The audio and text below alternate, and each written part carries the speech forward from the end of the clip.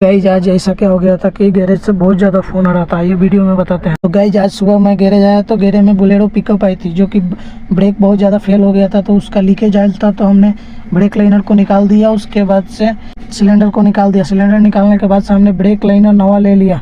नवा लेने के बाद से ब्रेक ड्रम भी ले लिए हैं, आप लोग देख सकते हैं इधर। तो हमने उसके बाद से पूरा अच्छी से फिटिंग किया, हेयर आउट किया और गाड़ी को डाउन कर दिया।